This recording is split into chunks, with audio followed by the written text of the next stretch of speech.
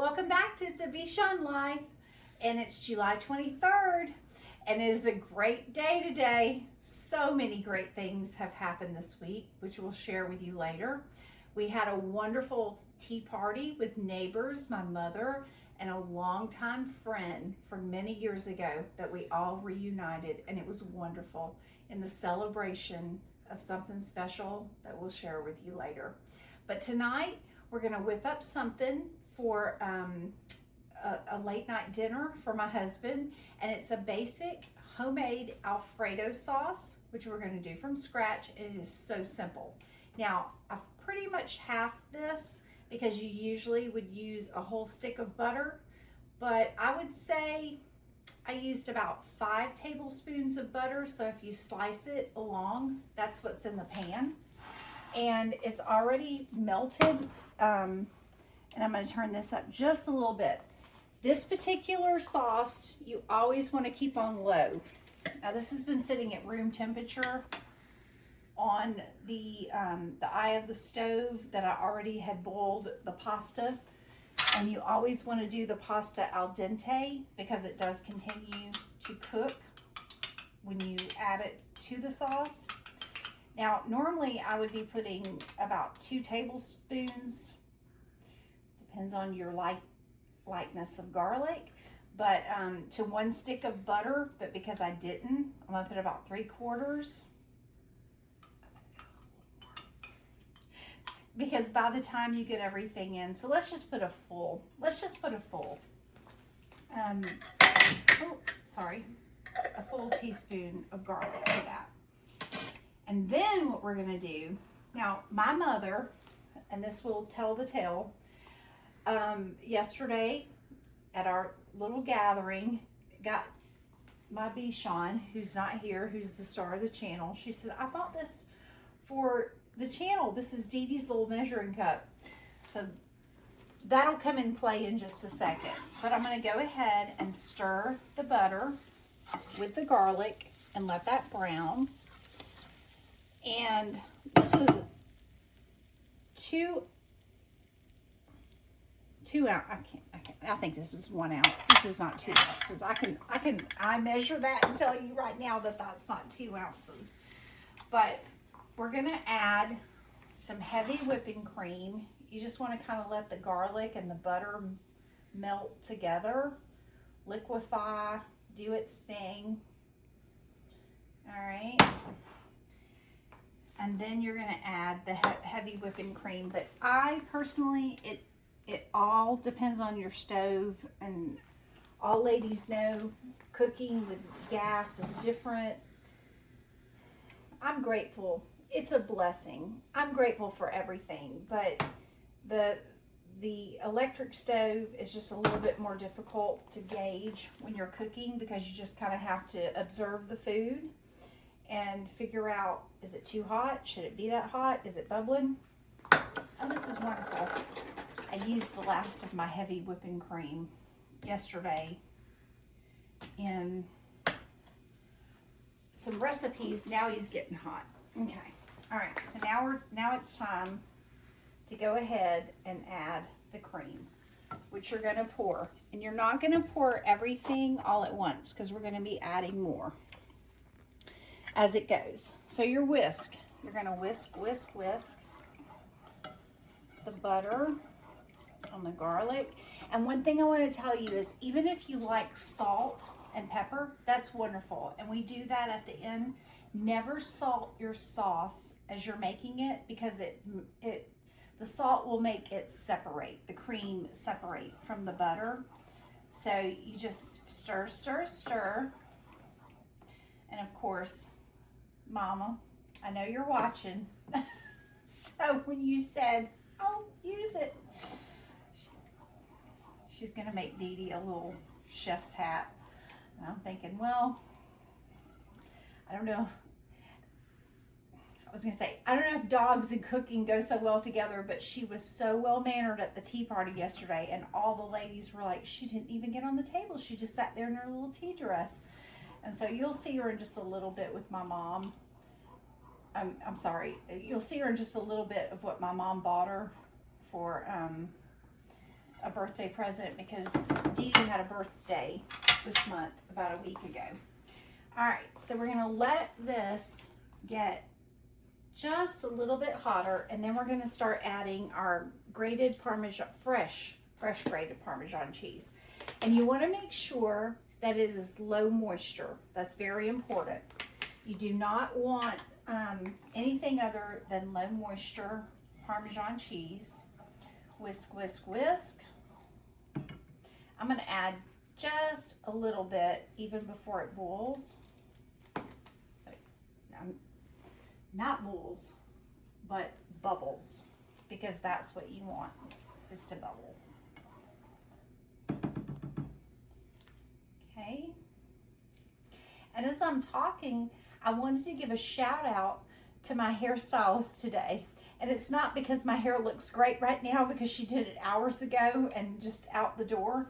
But if you've seen any of the other, and this isn't about me, and I'm trying to make it about Candace. I was so scared for 2 years to have low lights. Okay, it's bubbling now. Come get a close up, sweetie. Isn't that great? Okay, so it's just lightly bubbling. Now we're gonna start to add the cheese.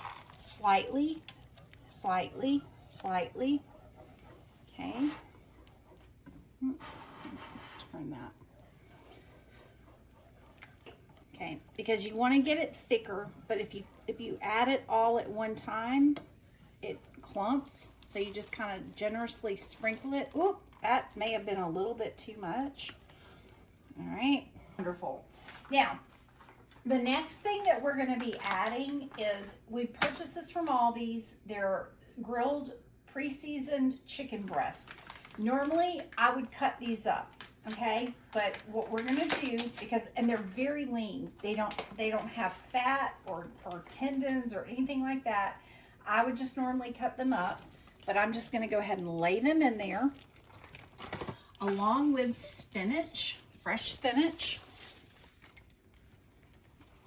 I'll go ahead and eat him. They're really good. And spinach does not take long at all to blanch. Very, very, very quick. All right, so let's go ahead and turn this up again.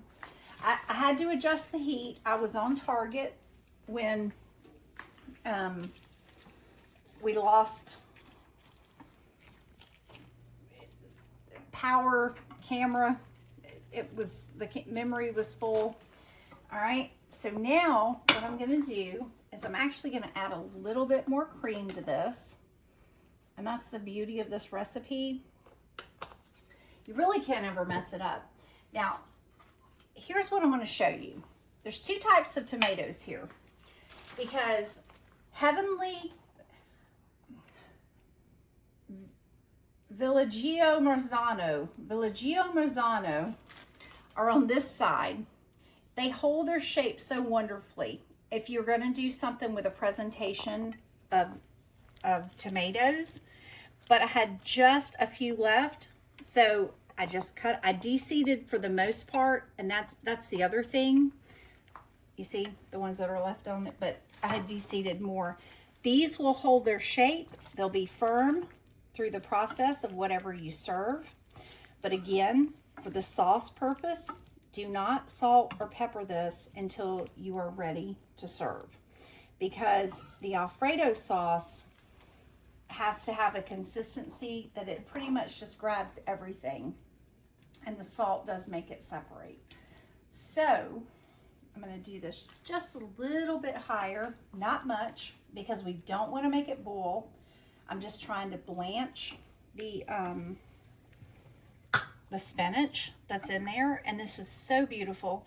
Now we do have something that we'll be serving it with, an arugula salad with heart of palm and some more tomatoes, and either a balsamic vinaigrette or an Italian vinaigrette.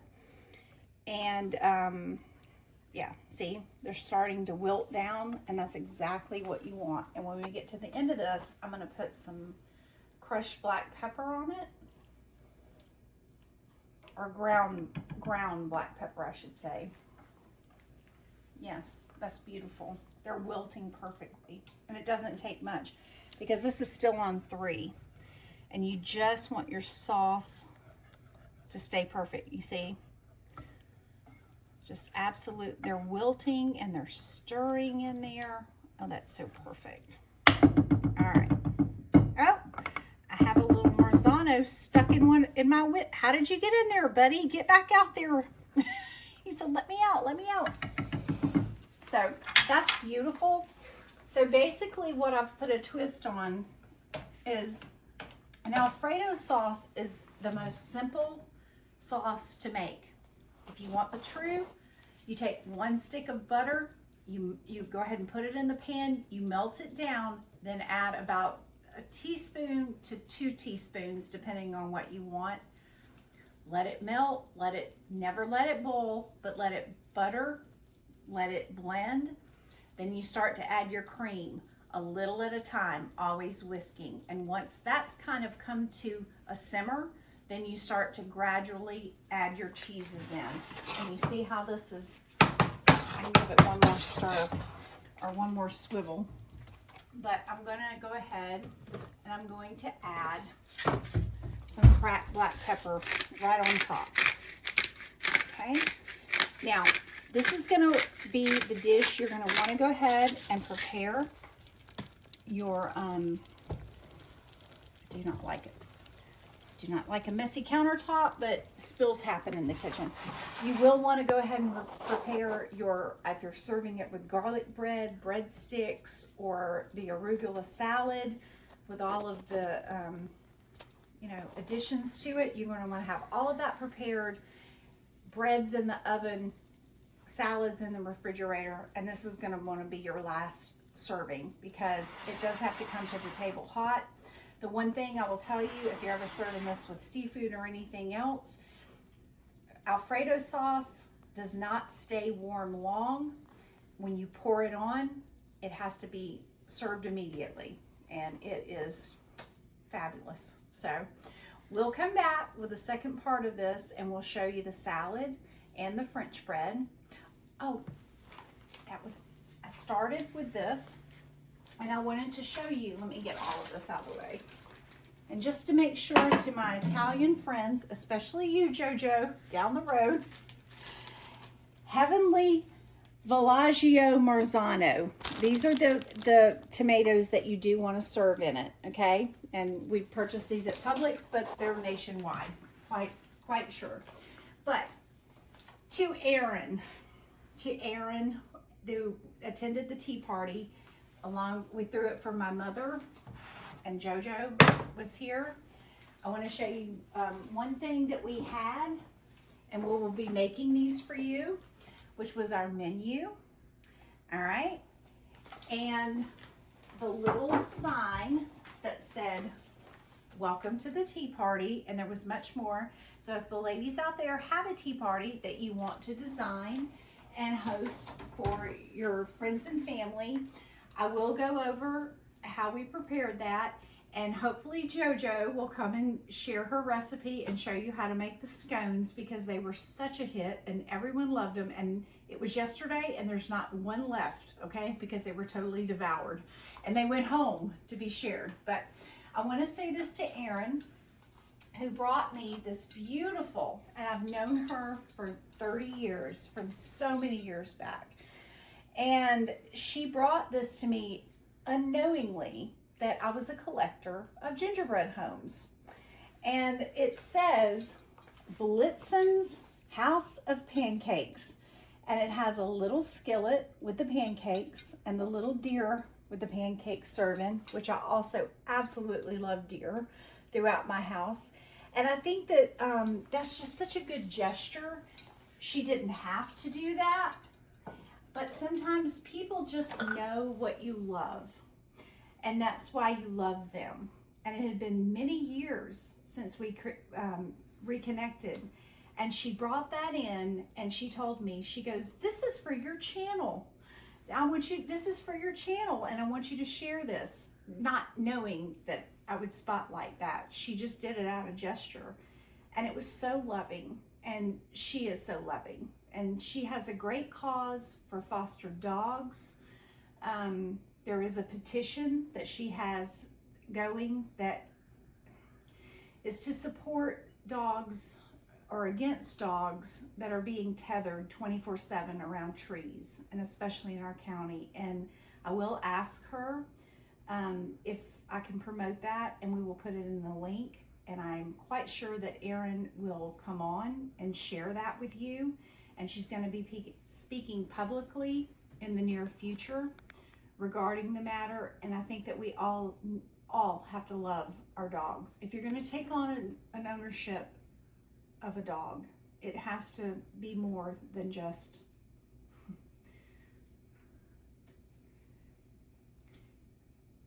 I'll cut this. As Erin